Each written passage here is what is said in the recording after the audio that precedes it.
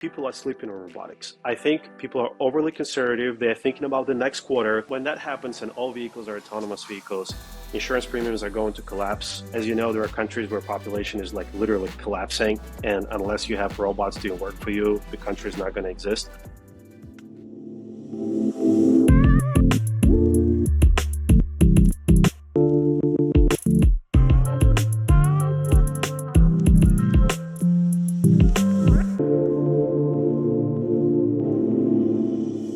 Hey everybody, this is Harshit, your podcast host, and we are with Daniel, who's the founder of Pade, and we have an amazing guest again, which is Sergey from Coupe AI. So Sergey and Daniel actually met at an event which was actually hosted in SF. The event really went great, and now we had to get Sergey on the podcast. So guys, why don't we get started? Sergey, why don't you just give us a small intro about you, and then we just dive deeper. Thank you for having me. I'm Sergey, a co-founder and CEO at Coupe. Our mission at Coupe is to help unlock the deep tech commercialization by taking care of compliance, security, and insurance requirements in one single place. And I believe we do that in the most fastest and the most affordable way for early stage deep tech companies. And we have lots of customers to prove that that statement is correct. So excited to talk to you about our journey. Couple of questions for you, actually. One question is I see the space. It's a complex space. There's a lot happening. And I think with your company and what you're doing, like SOC 2, SOC 1, there's all these different types of complex regulation around different things like HIPAA and, SOC. Why even have that? What is the purpose? Maybe we can go high level. What is the purpose of all of these complex compliance things, and why do they exist?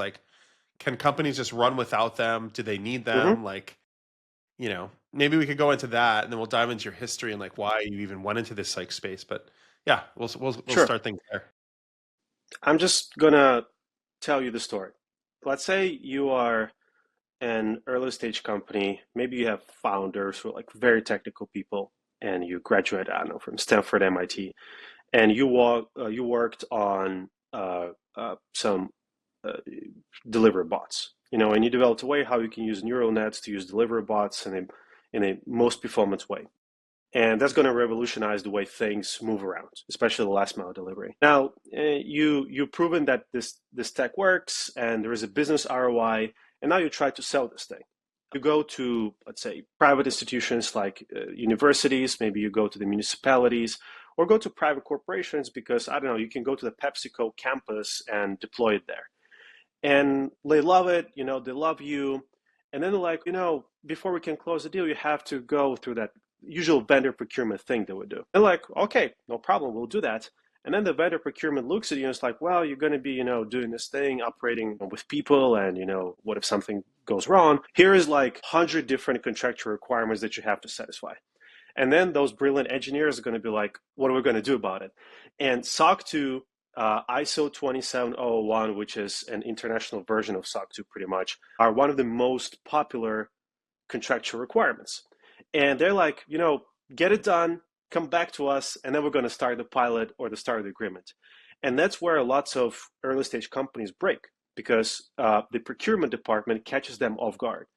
And that's not just compliance frameworks. They could also be custom security questionnaires. Hey, here's 100 questions that you need to answer before we can work with you to make sure you're trustworthy. Also the insurance policies, because if something happens to you and they use your product or service, they want to make sure you don't go bankrupt. And the reason why we do what we do and why those things exist, it ensures that the counterparties are trustworthy, especially as you try to sell to bigger enterprises. And it's a noble thing. It serves a good purpose. Unfortunately, it's insanely burdensome for early stage companies. But that should give you a high level idea of why this whole thing exists in the first place. It's all about trust and trustworthiness of the counterparties that you deal with. So I know some of these regulations, like HIPAA, was kind of created by the government to protect people's privacy for their medical records and that sort of thing, where they can just decide on what to disclose and when to disclose it. I did a little research on SOC 2 and SOC 1, and basically the way I view it is a bunch of accountants. You could completely correct me. Accountants got together and said, we need to figure out a way to protect companies from like getting exploited, from manipulation of data, from exposing things. Some of it's really basic stuff like don't click on an email when someone says, "Hey, can you wire this money to this account because I'm your boss?" And it's a fake email. Like a lot of it is like common sense stuff, but the accounting body of people got together and said, these are all the rules creating SOC 1 and SOC 2. Is that the right way to think about the history of this, or is that completely off base? That's you talk about accountants setting cybersecurity requirements. Sounds like there is a disconnect. I actually had this impression myself as well. But apparently the body that governs SOC 2 is pretty broad, that it includes cybersecurity experts. And SOC 2 is governed by a sub-body that is specifically focused on information security. But yeah, on a high level, you're right. The idea of SOC 2 specifically, which is the most popular compliance framework in the United States, is to protect the customer's data, to make sure that you have all the controls in place, both configured within your tools at the network level, at the infrastructure level, at your employee level, to make sure that data doesn't get leaked and it cannot be stolen and it cannot be manipulated and everything is in good shape. That's the reason why it exists. Yeah, I mean, it's not a actually SOC 2 is not a federally mandated standard. It's not the law. It's the framework that is just required by all of those enterprises that you try to work with. And the reason why they require that is because they trust this organization, and that organization is run by big consulting firms. You can imagine that, I mean, let's say if you have, I don't know, Walmart, and the Walmart has an IT department. They probably work with top 4 auditors out there, and like, I don't know, KPMG. And KPMG wants Walmart to impose SOC 2 because that's the thing they came up with, and that's the best thing out there to protect their counterparties. But it's not a federal standard. It's not a federal law. And I overall think it's a good thing because we don't have the exact numbers, but there is the research that shows that the fact that you have SOC 2 actually can prevent a lot of bad things from happening to your company. And that's why it exists in the first place. So, yeah, Daniel, I mean, good observation that accountants do cybersecurity, but it's a little bit more complicated than that. So you're saying it's deeper than that. There's a lot of like subgroups within that organization that like really create a more robust, well-rounded, like basically process for this. I guess another question I had was, it's strange that everybody agreed. This is rare, at least in the United States. It wasn't a government mandated thing. It's strange that everybody agreed that we're all going to agree that SOC 2 is the right way to go. That's really rare in private industry. A lot of companies will like create their own API like standard and others will not adopt it, right? So that's like really common. What's a good example of that? Like in healthcare, there was a lot of different like ways to like share medical data, but no one would agree, and it just was a really hard thing until the government stepped in and said, hey, you have to share it. It has to be like this way. It's messy still in healthcare, but like Mm-hmm. it's very clean, like in the United States where large and small companies all agree SOC 2, it's a nonprofit, right? Like Mm-hmm. Mm-hmm. this private nonprofit, like we all agree is the correct way to go. It's interesting that they all agreed. Why would they do that? Like, why would they all agree on SOC 2? Like, why would Well, everybody? Yeah. think about it this way. I believe SOC 2 started in like around 2010. Before that, if you're trying to work with an enterprise, they're going to literally send you hundreds of questions that you have to answer manually. You have 10 different customers, it's going to be 10 different versions of those questionnaires, all asking for different things. And those enterprises, they work with KPMGs of the world. And I think at some point, those big 4 accounting firms, which by the way, they have auditors on staff who are cybersecurity professionals, don't get me wrong, they're like, hey, we think there is an opportunity. And of course, they were selfish because they saw this opportunity, but they were also doing a noble thing because they could make a lot of people's lives easier. And like, hey, why don't we just take and the most common information security questions and just wrap it up in one box, call it something, and make it like a standard or a framework. And that's exactly what they did. And I'm pretty sure it was incubated by a couple of people, then it caught up and it became a thing. So I would say SOC 2 in itself at some point was a startup. People loved it so much that it became commonly required. It's like, well, now I don't have to send you 1,000 questions. I can just see if you are SOC 2 compliant, and I know SOC 2 has been vetted by the best in the industry. So, it happened organically. Maybe the point that you come from, that it's rare for the private industry to come together like this. Yeah, I agree. But at the end of the day, it happened naturally. I hope it's going to happen more, because it's just going to make procurement a lot more easier. Arguably in some of the deep tech verticals, there are also frameworks that become recognized, and borderline safety, etc. So it's rare, but I'm not surprised that it happened. I'll give you like one more example of where people disagree on like what the right way to do things is like there's the public stock market where the government imposes like what you need to do to like actually like run as a public company, the accounting and all of that. But private companies, it's a free for all essentially. Like it depends on the investor, it depends on the company. It's very much like they report their financials the way they want. So it's like the government imposed, if you want to be on the public stock market, you have to be like this. But, SOC 2, it's very, very, very much like the industry agrees this is the way to do it. This is the way we have to do it, which is, speaks to testament to what it is. But like, why would you even go into this? Like, what made you become a founder of a company that said, I want to go into this industry and create some change and work in it? Like, what made you do this? Yeah, so our story is quite unique. We originally started not with compliance, but with insurance. And we insured the deep tech sector. So that includes, how do you define deep tech? It's hard stuff. It's robotics, autonomous vehicles, aerospace drone companies, startups working with DoD. It could be energy management tools and services, etc. And we built the insurance for that, primarily because, again, it was to promote the stakeholder trust. Insurance is contractually required. Traditional insurance companies had no idea how to underwrite this. We built the model. The model works great. We're doing like incredibly well against the benchmarks. Everything was fine. But late 2023, early 2024, customers started coming to us and asking questions about compliance. And they're like, well, you guys took care of the insurance, which was contractually required. We have this another thing in the contract that says that we need to do this SOC 2 thing. Have you heard of it? Do you have experience with it? And we're like, no, actually never heard of it. And we started digging.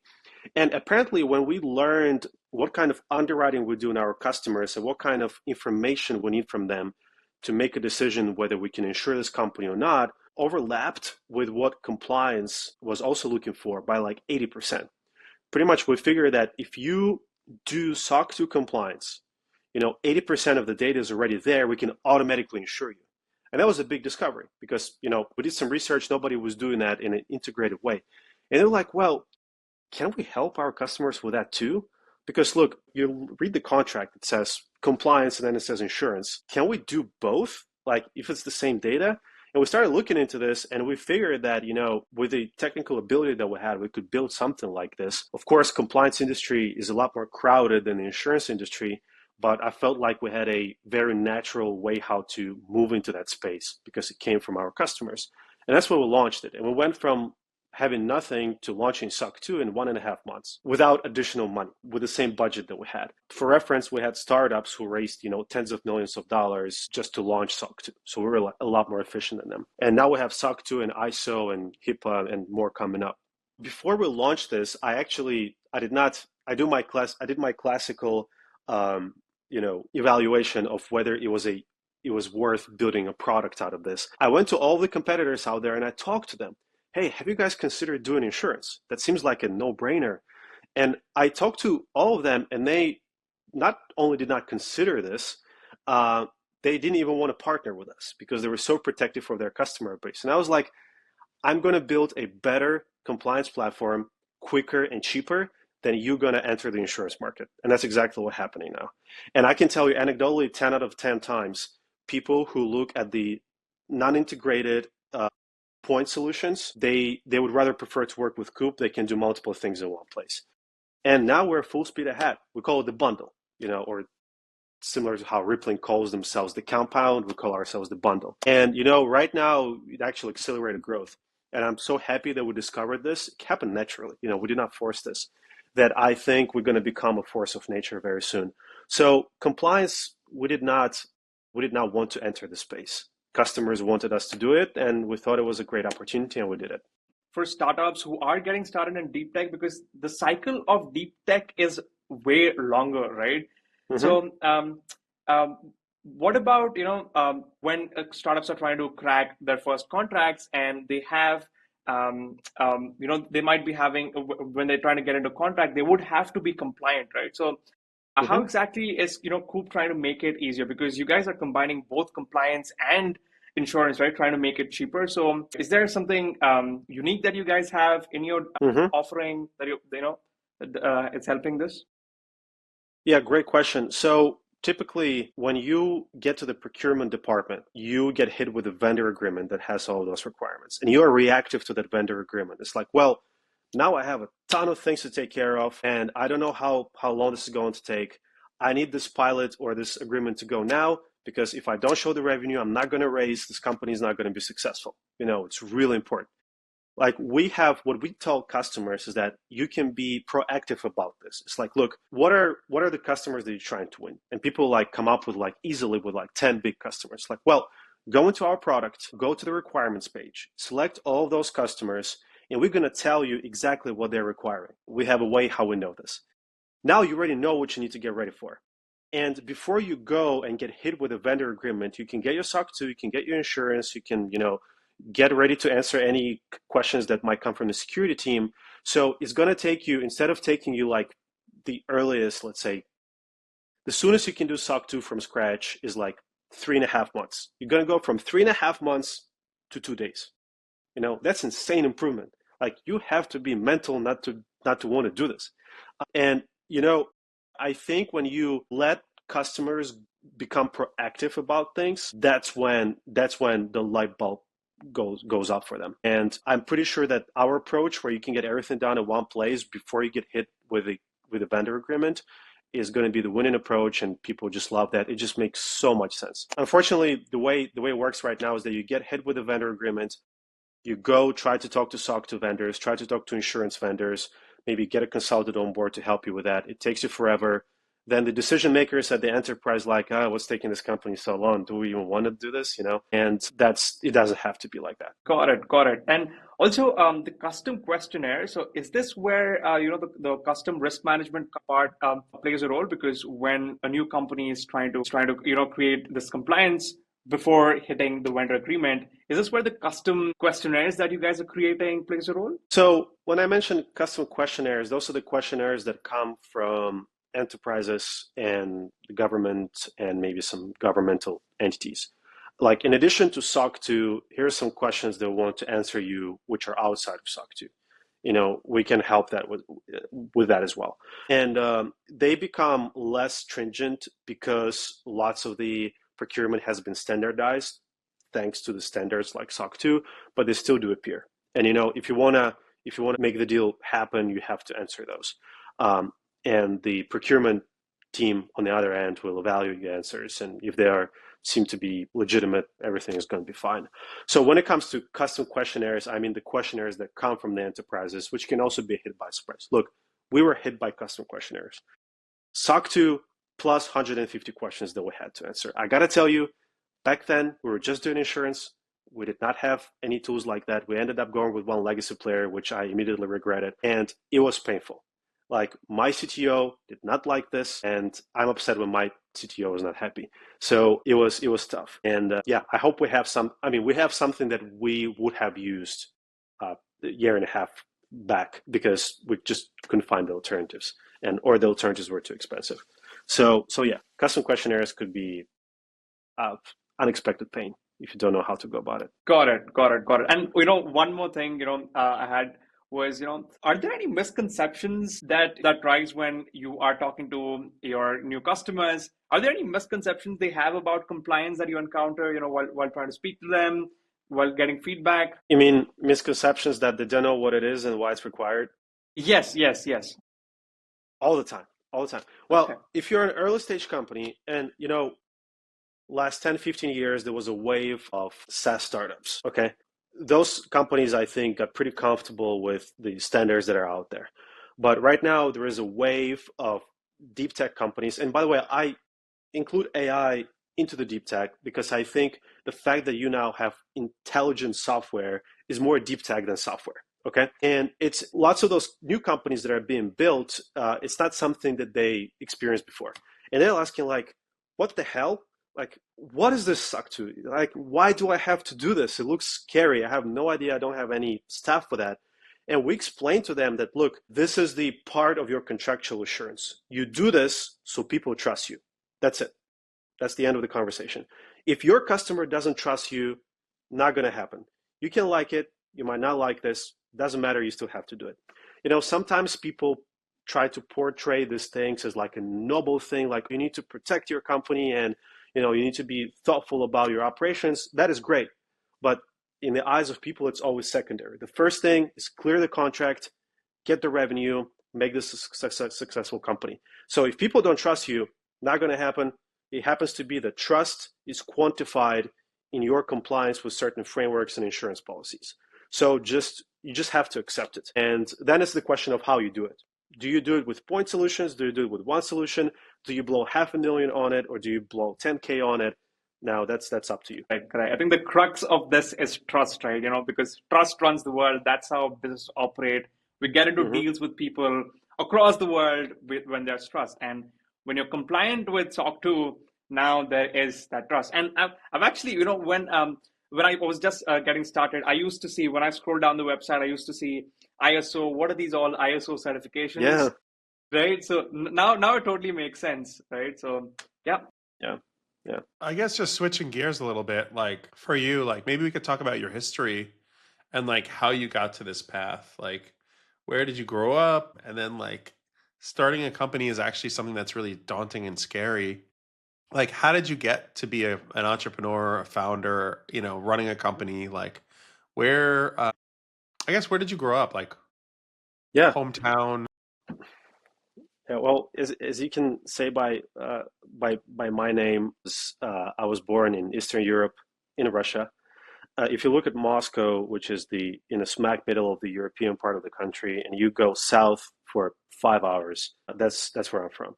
That area, by the way, is known, probably worldwide, as being one of the most attractive for agriculture. That's where literally you throw a seed and something grows out of it.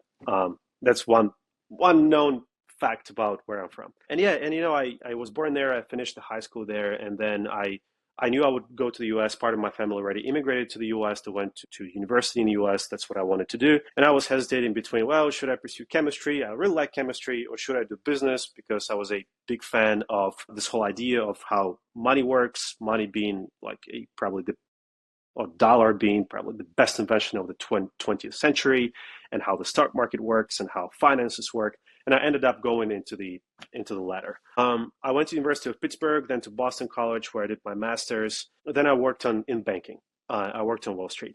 And the current co-founders that I have, I met them in school. And we didn't start on the current iteration of Coupe right away.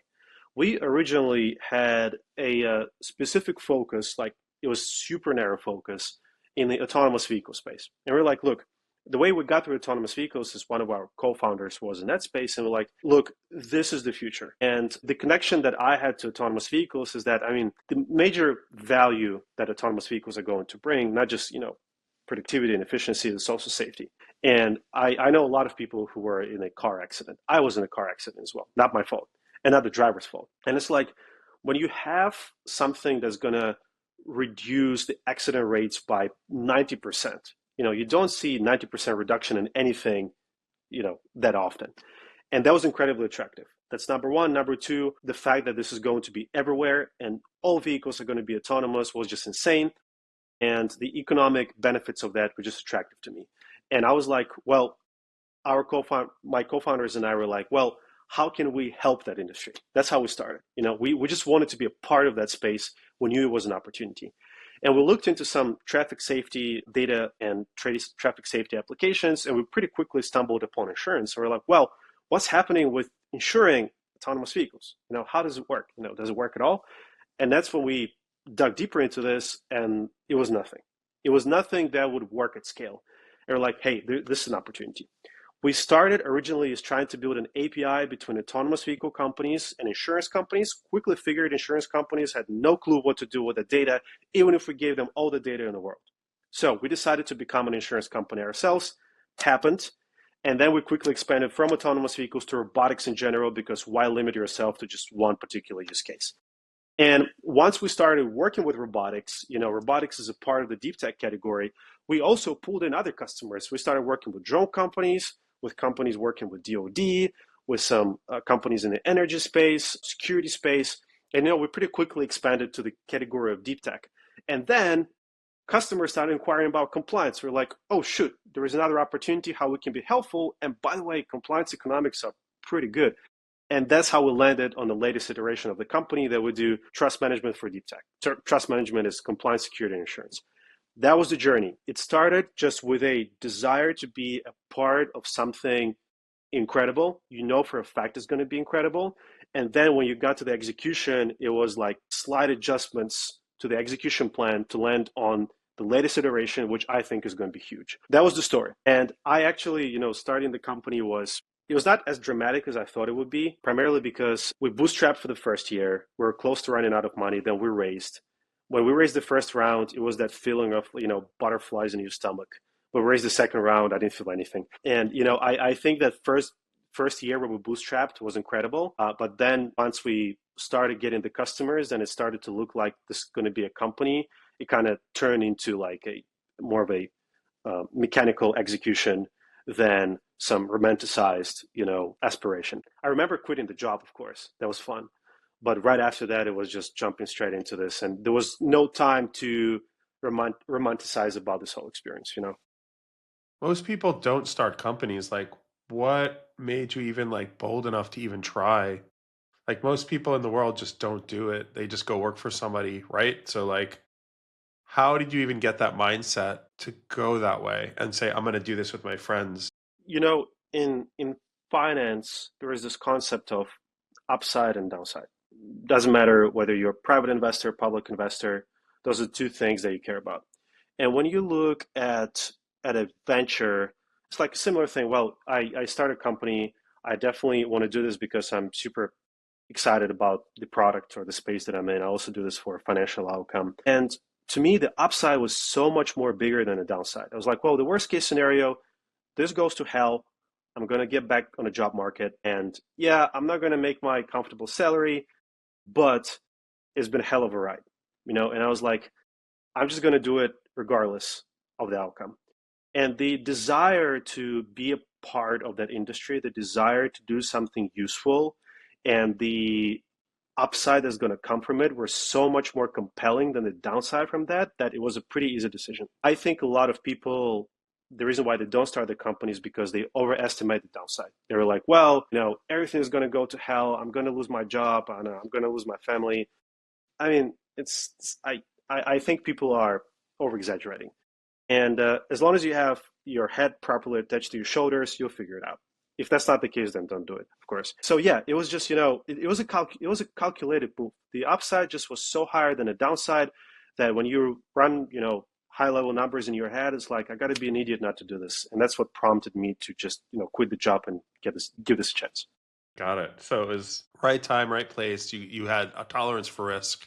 The mindset, I'm going to do this regardless, just because. Did you learn about like startups in Russia? Did you learn about startups in the US? Like where was the inspiration for that? Like, was it just like, I don't know, someone like, the founder of Walmart? Is there someone in your head or something that like made you go this route? Like, what was it?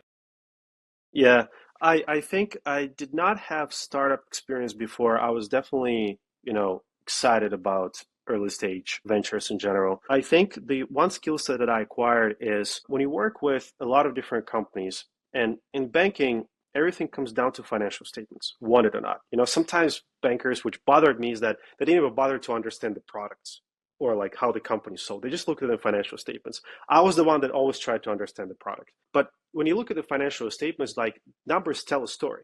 And you can always take any company in the world, you can turn it into a function of its metrics, of its numbers.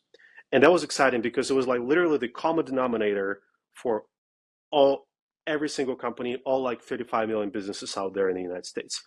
And that gave me a certain understanding of how things work.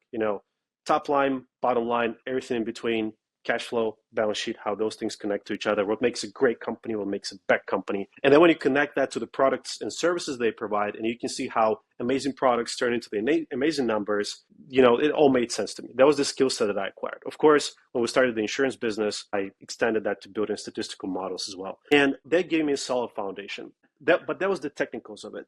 Something that we learned is the art of building the company.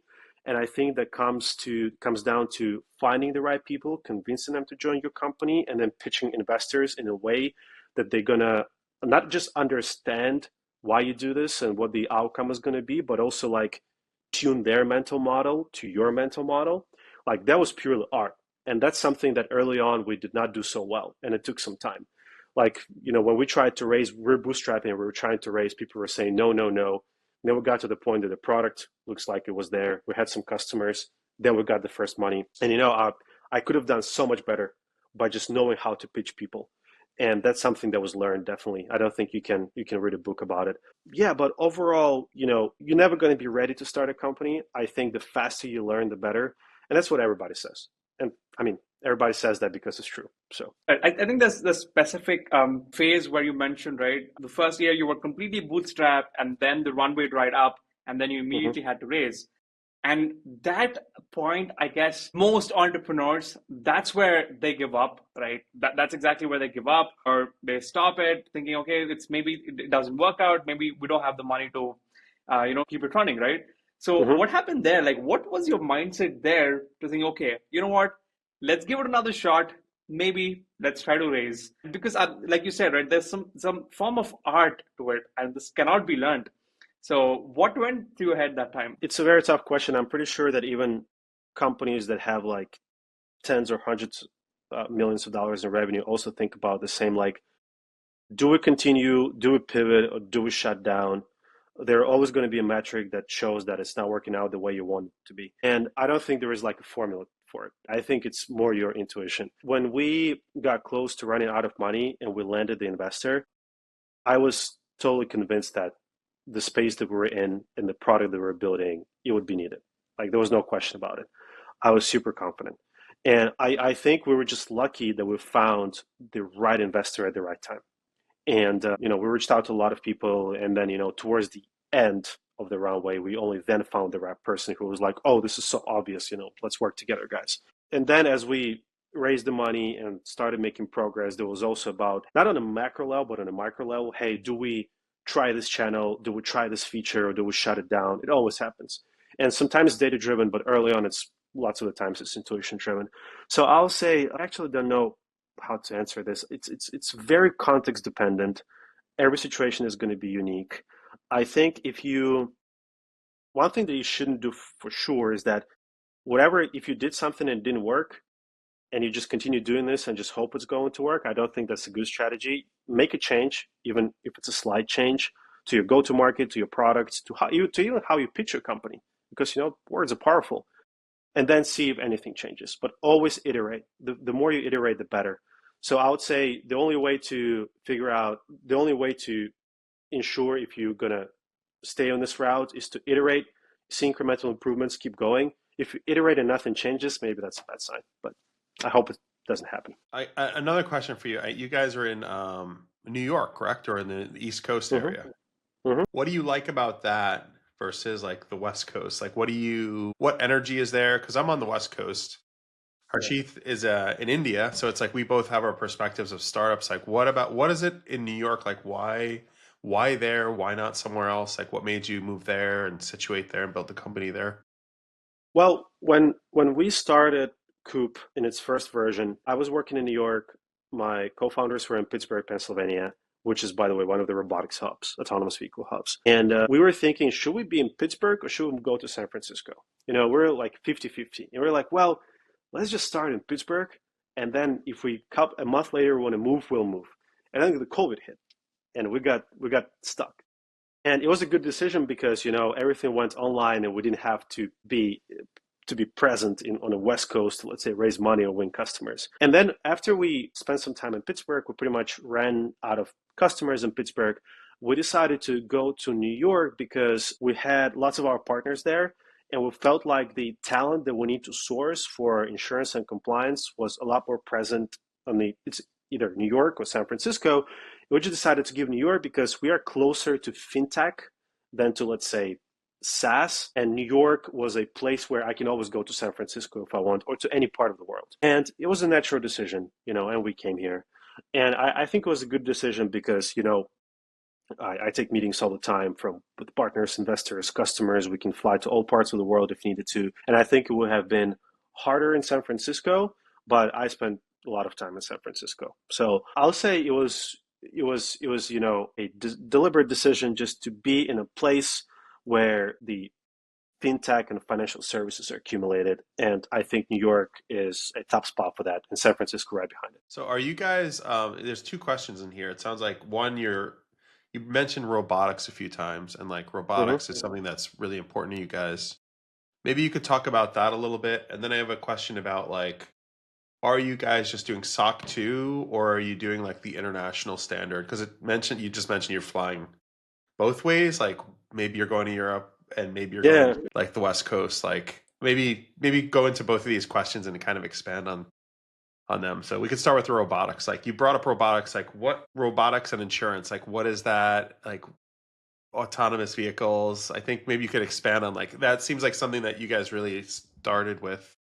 Yep. Yep. So robotics and now it's more generally AI. I think it's probably the most promising vertical in deep tech, primarily because there is an insane shortage of human labor in the United States and in the world. As you know, there are countries where population is like literally collapsing. And unless you have robots doing work for you, the country is not going to exist. So it's a clear demand for that. Robotics are not easy to do. It's a lot of hardware involved, but this is the vertical that needs most help with procurement because it's so mission critical that it just cannot fail. And the customers that are adopting robotic systems, they want to make sure that it's bulletproof. That's why insurance and compliance is so important.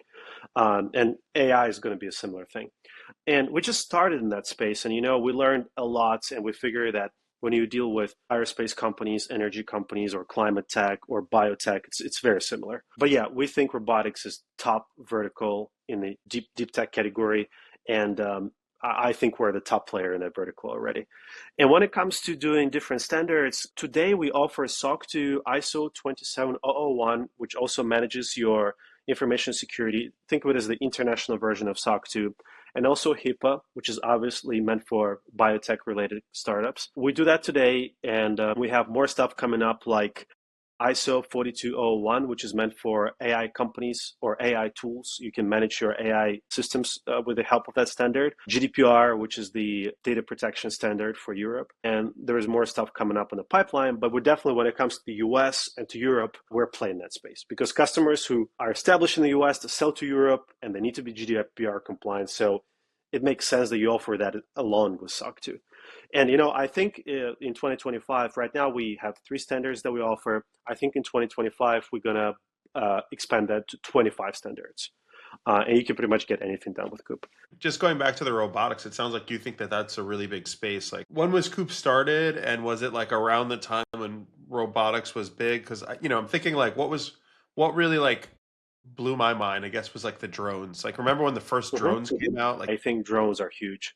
I'll say if you look at the robotics space, within robotics there are also sub use cases. Drones is very hot right now. Delivery, surveillance, security, warfare. We're not really into that space, but still the fact of life that is happening. Construction is huge. Warehouse automation is huge. I think autonomous vehicles are huge too. People don't give it enough credit, but autonomous vehicles are now a thing in multiple cities in the US.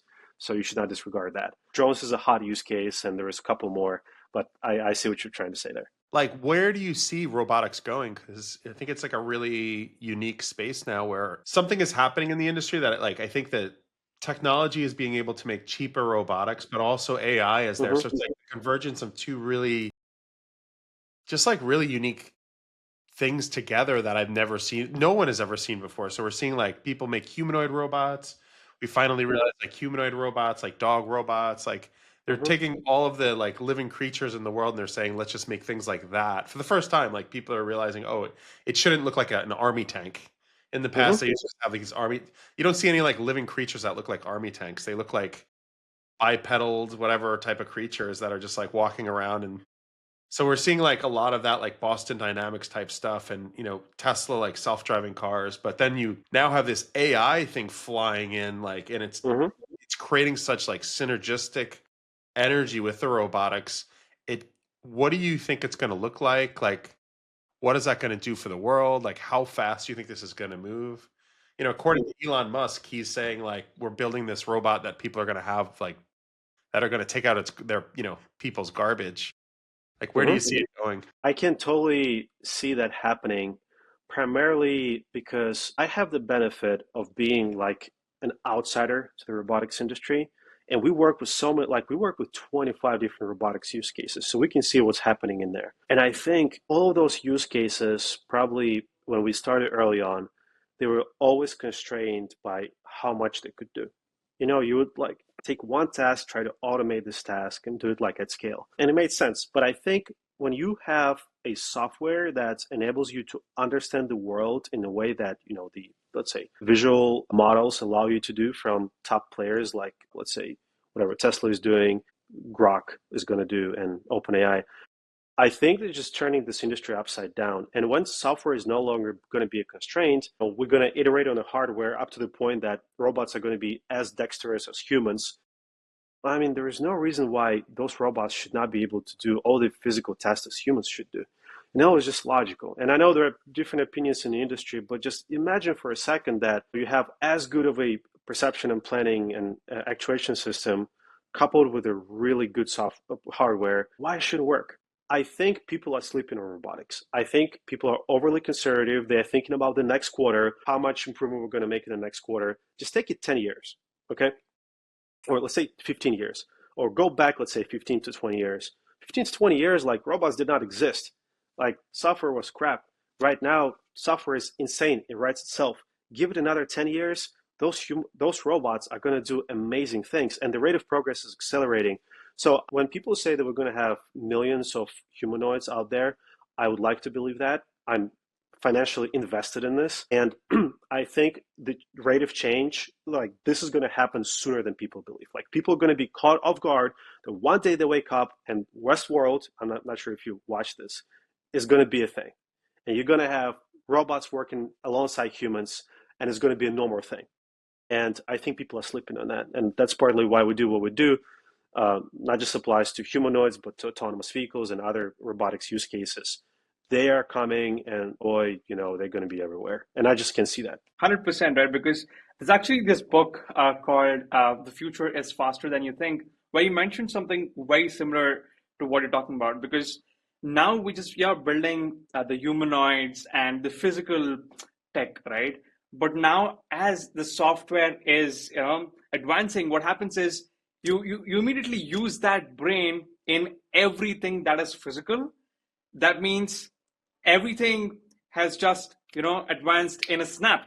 It just happened that quickly. I think compounding would definitely play a role, but you were actually mentioning a lot about autonomous vehicles, so just had a question about that. Right, and I have this theory where I believe certain parts of the world it would be illegal to drive manually. It could be such that autonomous vehicles are so good, because if you're talking about the rate of accidents, right?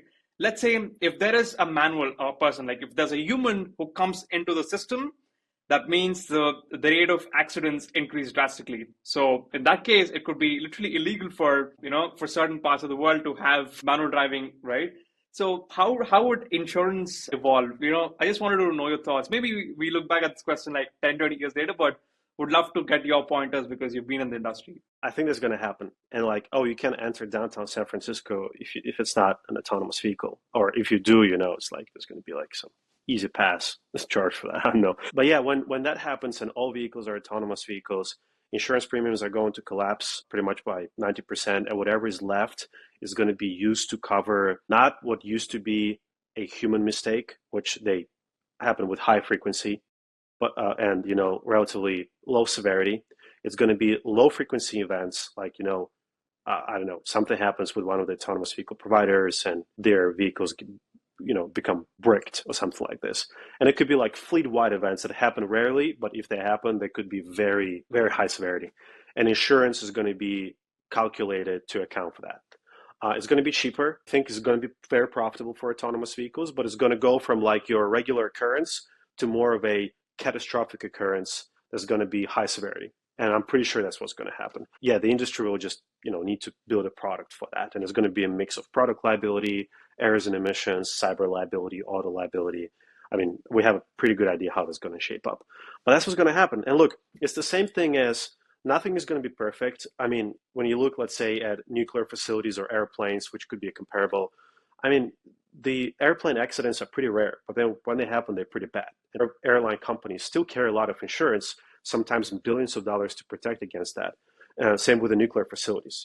They might happen once every 20, 30 years, but if they happen, things get really bad and you want to have insurance coverage against that. It's called catastrophic cover. The same thing is going to be with autonomous vehicles, I'm 100% sure. Light to the recent events that happened, the United Healthcare CEO, right? So, I mean, the increasing threat for the leaders and in the role. So how does, insurance companies, how is this going to affect, the next 5, 10 years? Just want to wrap my head around this from your perspective. What do you think? Well, when you look at the unknown unknowns, pretty much there is a margin of error that accounts for the unknown unknowns. The thing is, how can you predict something that you didn't even know is remotely possible, like that situation that you're talking about? So every statistical model incorporates that there is a certain confidence level. And if it falls outside of the confidence level and it's your, 2 to 3 X deviation event, that's just hard to account for. I mean, look, it was a terrible event. I don't know how much insurance was involved in that, other than the fact that there was the insurance company CEO, but there are definitely ripples across that. Every single corporation carries key man insurance, and I think there's going to be a hefty payoff there, or life insurance. But in terms of if that somehow, like how that's connected to modeling risk, it's hard to say. It's within the margin of error. Sergey, like where can people find you guys, and like what do they do to sign up? So any startup watching this, you should definitely look into like what Coupe is offering. They have a lot of compliance tools that you can quickly use, and insurance like offerings. So I guess like where do people go? Like what do they do? How do they sign up to? Is there a demo to see? Like what's the best way to reach you? What's the best way to reach the company? So check out Coupe.ai. That's KOP.ai. Right there, you'll find everything you need about our company, including the public demos. You click Get Started, fill out a quick questionnaire. People are going to get back to you right away. That's the easiest way to start. I'm at Sergey at Coupe.ai. And if you have any questions, feel free to reach me. And thank you guys so much for this, to give me a chance to tell the story. It's incredible. I'm definitely going to use that for promotional purposes, and looking forward to staying in touch. Awesome. Well, thank you so much, Sergey, for being on. And it was honestly really fun to like hear your story and like learn about your past a little bit. So thank you again for being on. Awesome. Thank you both. Ciao.